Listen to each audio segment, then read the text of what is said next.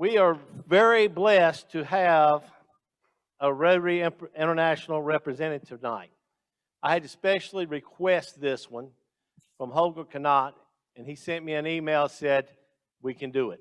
I said, okay, she can't travel, but we can do it Zoom. So I'd like to introduce Rotary International President Rep. Jennifer Scott, lives in beautiful Blue Mountains, west of Sydney, Australia, surrounded by World Heritage listed national parks. She is passionate about peace building and ecological sustainability. Jennifer has practiced as a lawyer since 1981, specializing in environmental and planning law.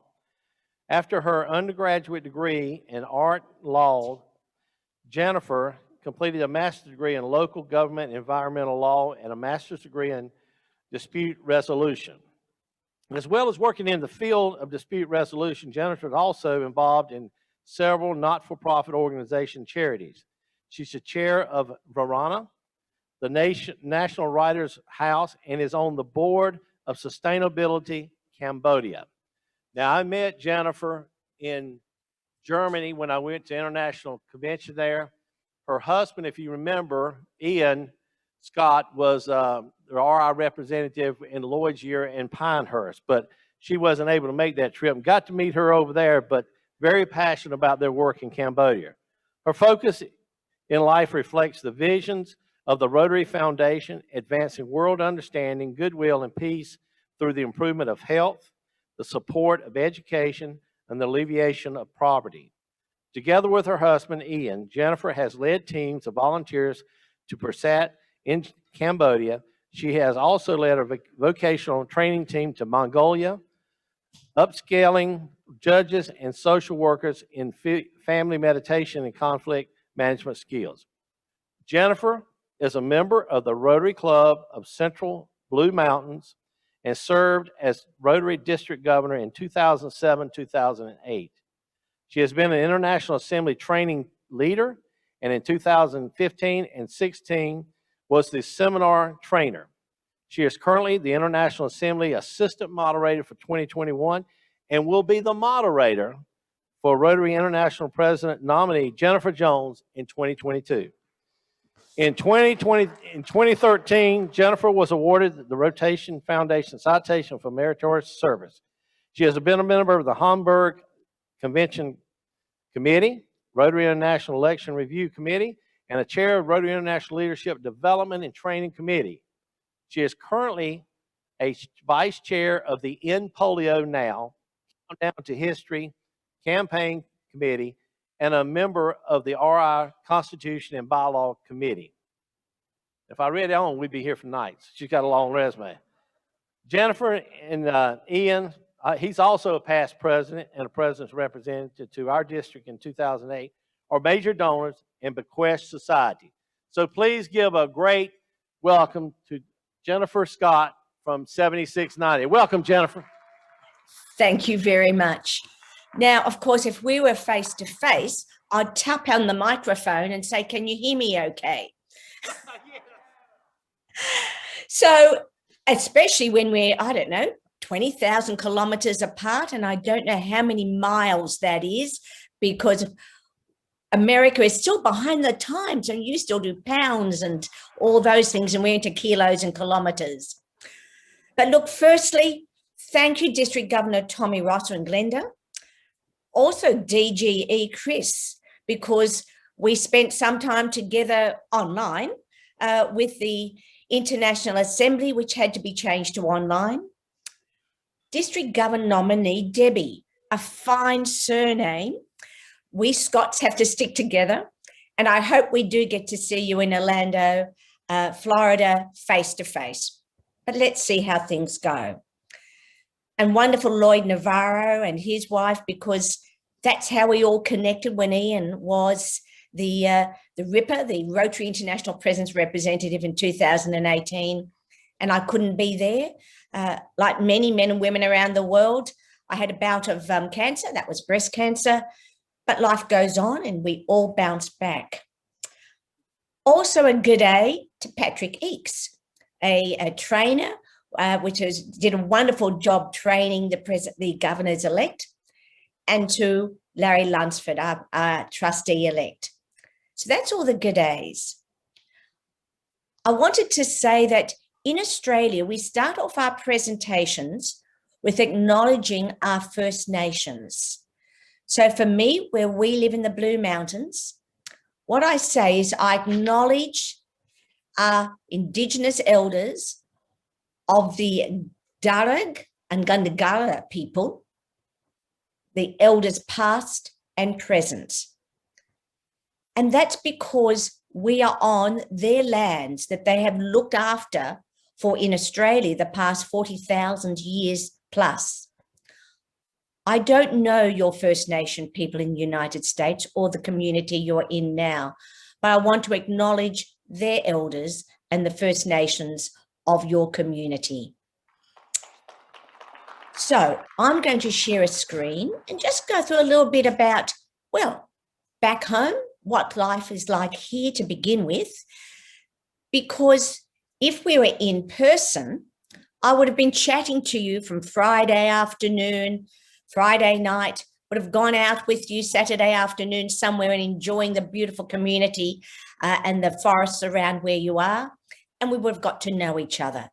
So let me see now if I can share my screen. Have I been made a co-host? Let's have a look and see what I can do to just give a little bit of a background. Okay, the host will let me in a moment.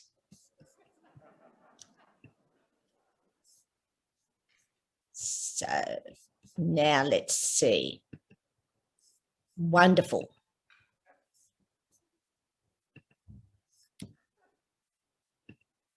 So I'm just going to share a screen for a little while, just to go through, well, what's life, as I said, back here. So firstly, even though RI President Holger and Suzanne wouldn't say g'day, on their behalf, I'm saying g'day. And this photo was taken when we were in Hamburg, and it was a delight. They just finished. Holger was the co-chair of the Hamburg Convention, and you can see he's looking relaxed. It was a fabulous convention that Holger put on, and the work that goes into these conventions. So we're so mindful, of course, that this year there won't be a face-to-face convention, and that it's been a very different year for Holger and for Suzanne.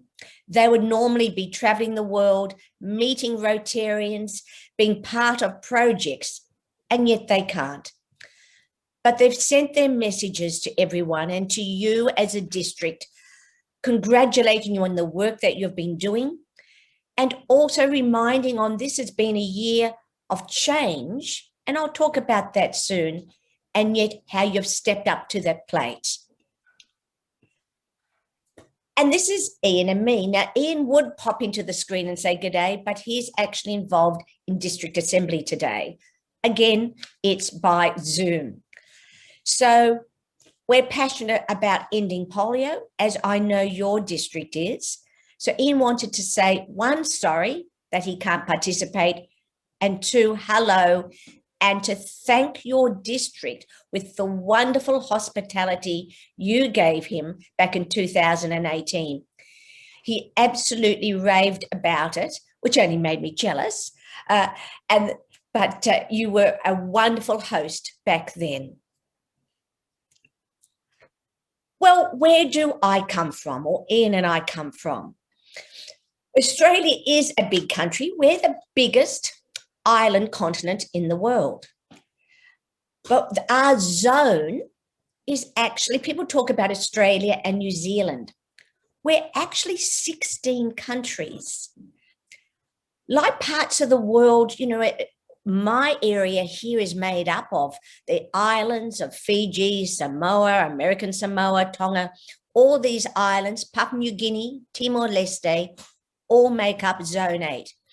And we work together. Yes, you work as a district, but people very much work as a zone for big projects. And we are celebrating the 100th anniversary of Rotary in Australia. In fact, that occurs on Thursday, the 21st, or Wednesday, the 21st of April, 100 years of Rotary. Now, of course, Rotary was going to come to Sydney first, but we had the Easter show on and basically told Rotary we're too busy, and then went down to Melbourne. So the Melbourne Club was the first Rotary Club and the Sydney Club the second.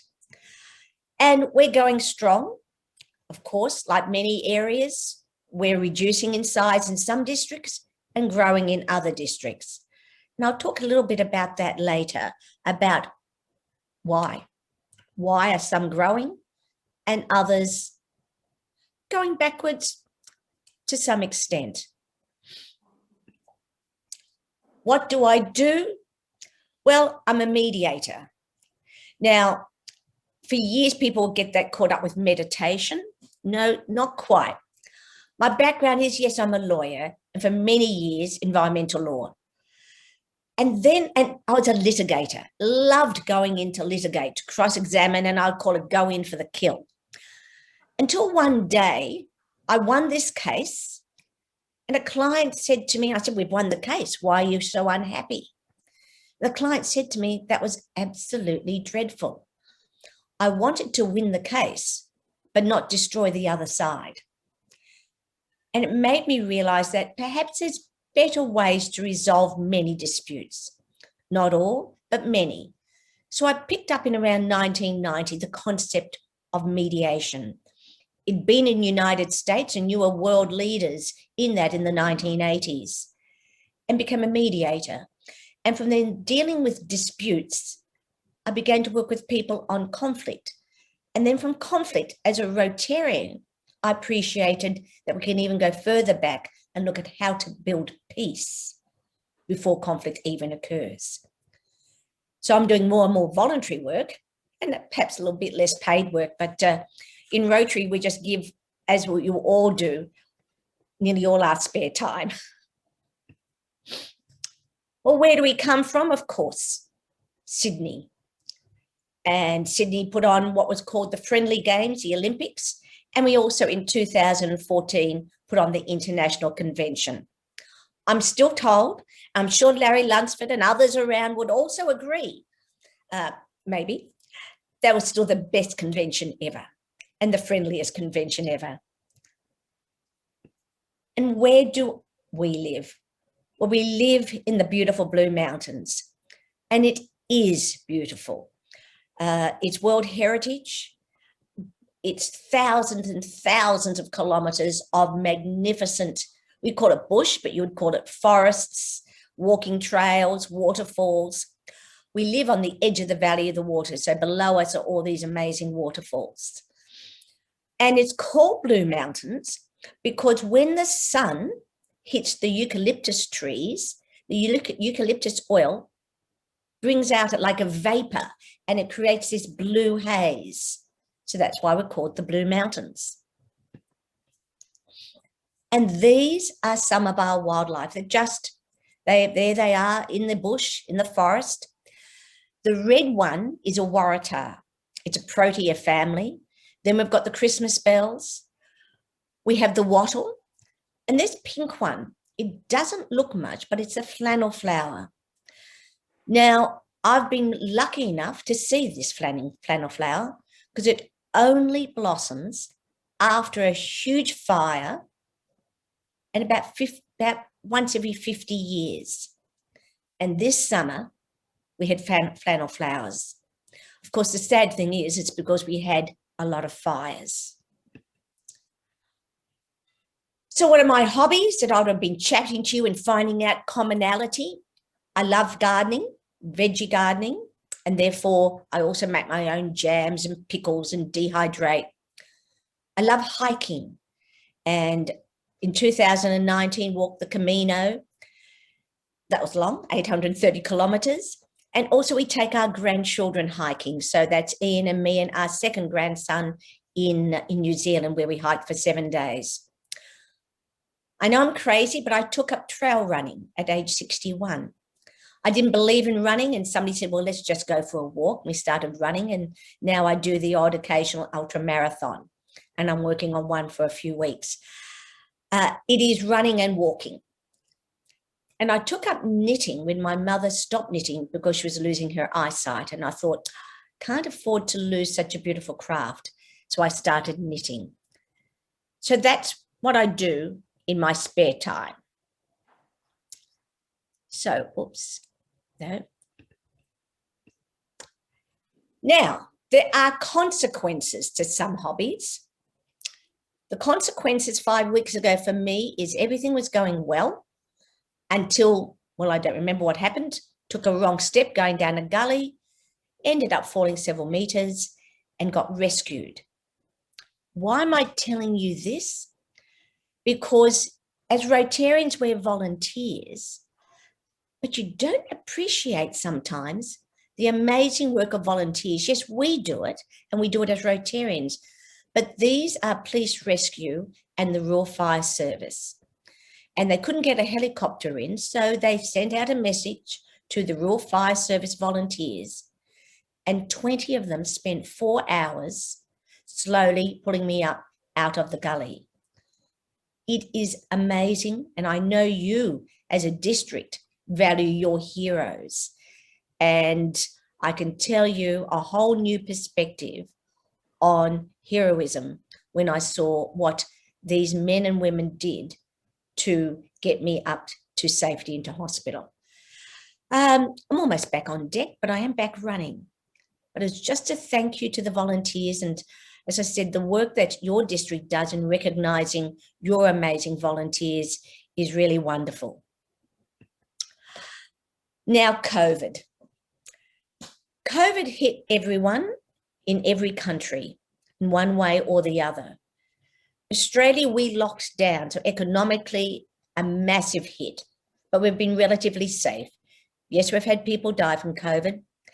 It happened where we live. We'd gone through massive fires, well, drought, huge drought, massive fires, the worst fires in Australian history.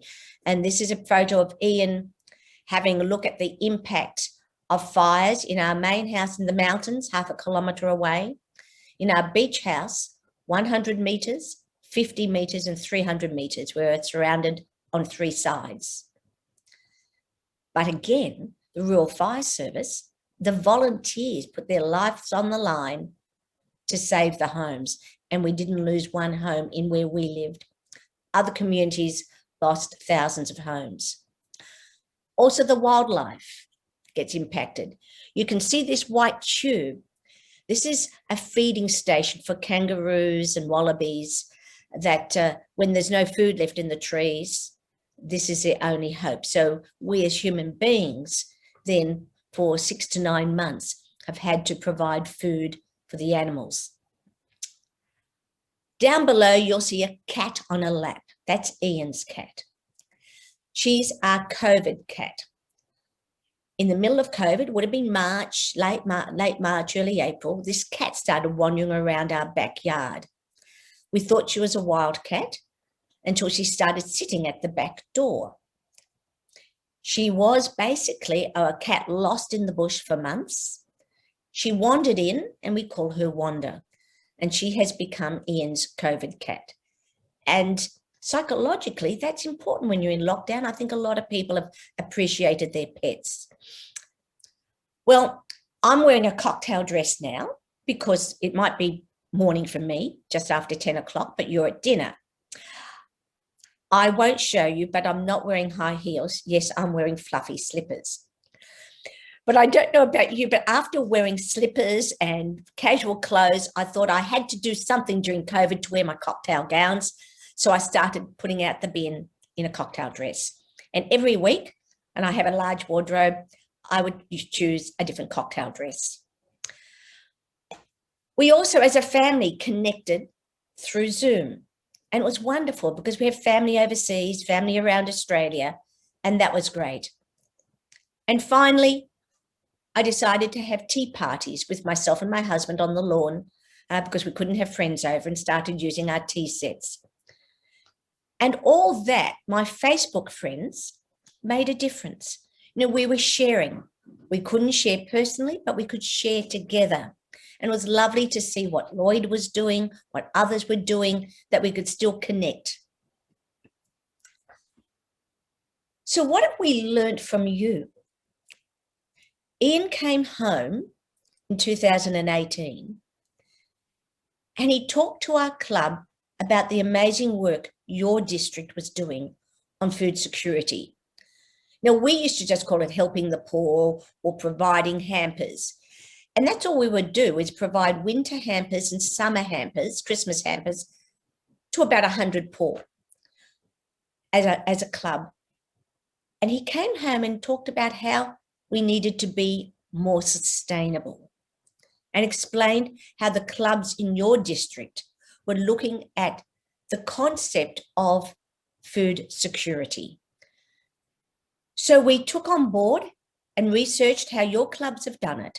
And from there, we now, every few weeks, work with 3 different organisations to provide basic foods for those in need. And in particular, during COVID, people lost their jobs. Some lost their rental properties and were living in cars. It was a very, very difficult time and got even worse during the winter. So we have, maybe other projects couldn't occur, but because of your vision, we were able to provide food for a year, and we continue to do it, but really hands-on for a year for all those in need, and even blankets and sleeping bags and all those things that the homeless needed. So thank you, District 7690, for giving us the idea to have how to help our community better. And finally, one of the last slides I wanted to talk to you about was the type of passionate things that I get involved with, our district gets involved with. In 2011, I did my first polio eradication, NID, National Immunisation Day.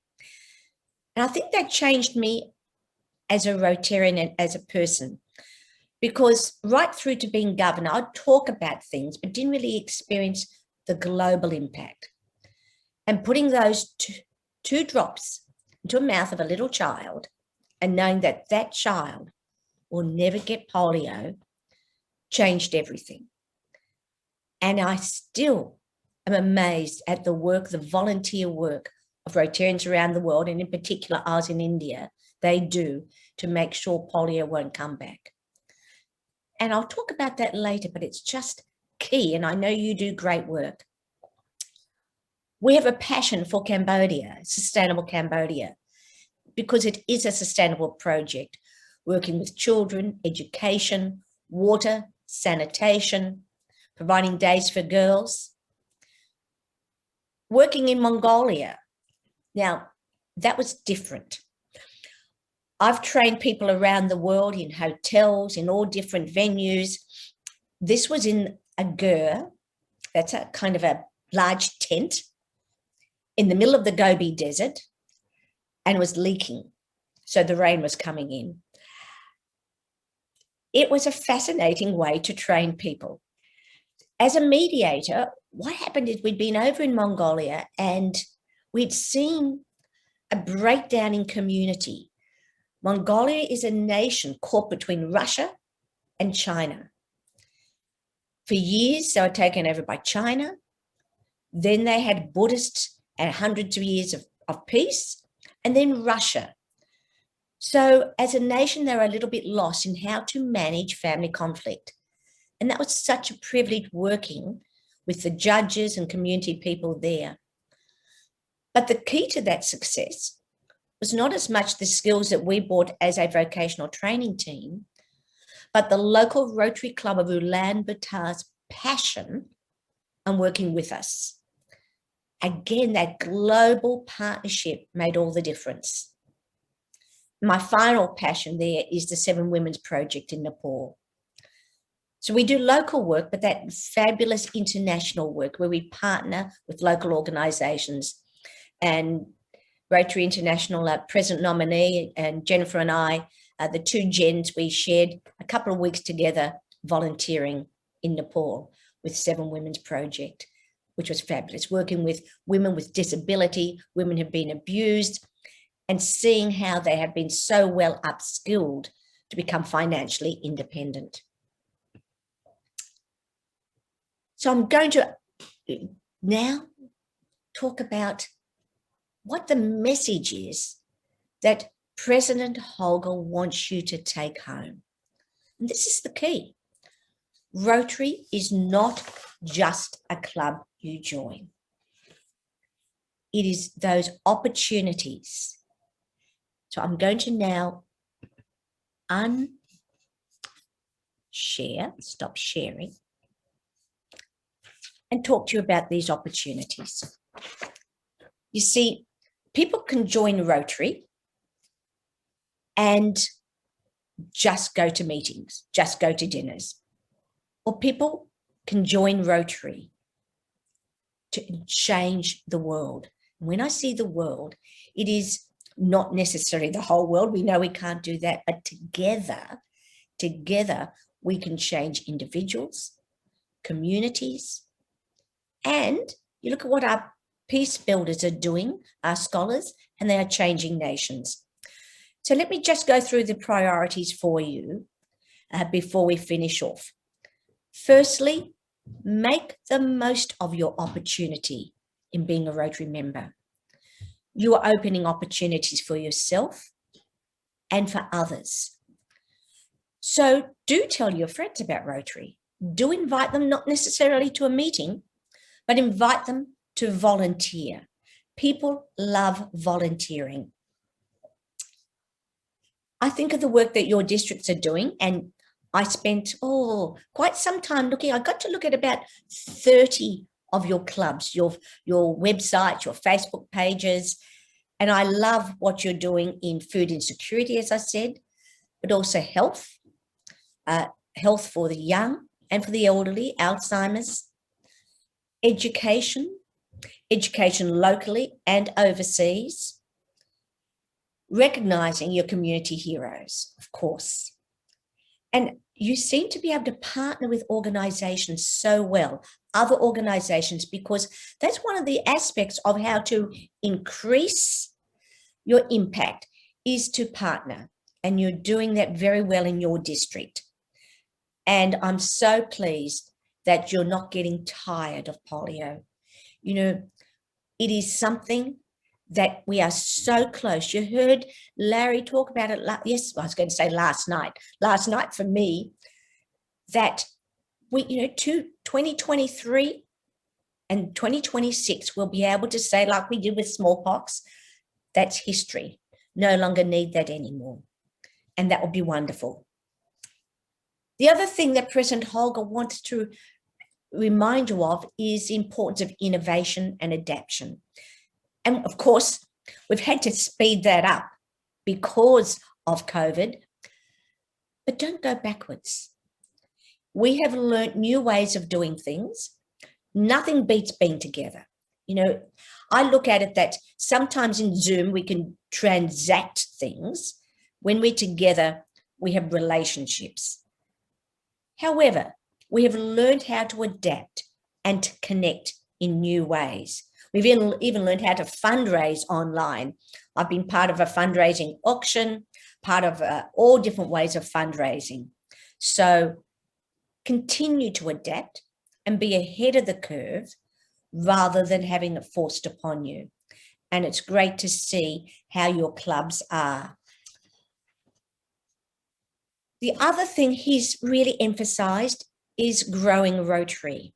Now, there's different ways of growing Rotary, and it doesn't mean getting new members all the time. It can be look at what types of clubs suit your communities. I love the Global Trekkers, and yes, there's an Aussie or few Australians involved there, and you connect people around the world. There's a few new clubs and new concepts. The latest club from Australia is the Rotary Club of Midwives and Nurses, and they connect and do a lot of volunteer work. And don't forget Rotary action groups and fellowships. Growing Rotary there, that you might have a club that does a few things, but you want to do things outside. The latest Rotary action group is the Rotary Action Group of Menstrual Health and Hygiene. What a fabulous opportunity to work with Days for Girls, to provide sanitation, it's toilets or latrines, whatever you call them, so girls can still go to school during the time of their menstrual period. And the fellowships. And I heard that Dave is a whiskey lover. Well, there is a fellowship of whiskey lovers. I'm a single malt whiskey lover myself. And for those Rotarians that feel disengaged, mentor those, keep them engaged, show them opportunities. And finally, Rotaract. And I'll have more to say about Rotaract tomorrow, but was an interactor, was a Rotaractor, and how that relationship can continue to build. So basically, what is President Holger saying to you? Well, implement the strategic plan in your districts and in your clubs. Increase your impact, expand your reach, enhance participant engagement, keep your members engaged, focused, have them find the joy in being part of Rotary, and of course, continue to adapt. So on behalf of President Holger, thank you for inviting me. Continue your hard work and continue to enjoy your conference. I did look at your menu and I thought, I had toast for breakfast and you've had salmon and short ribs and you're probably having a lovely dessert. So enjoy your evening and thank you, Governor Tommy, for inviting me. And I'll say hello to you tomorrow morning. Thank you. Thank you, Jennifer. Thank you so much for being with us. And Jennifer, for you taking the time with us today, we just want to let you know that we're going to make a donation to Rotary Foundation to the Polio Fund in honor of you for being with us. And thank you so much. Let's give her a big hand. Now, she's going to be on with us in the morning, but it's going to be 1:00 a.m. there. So she's going to be a real trooper here. Thank you, Jennifer.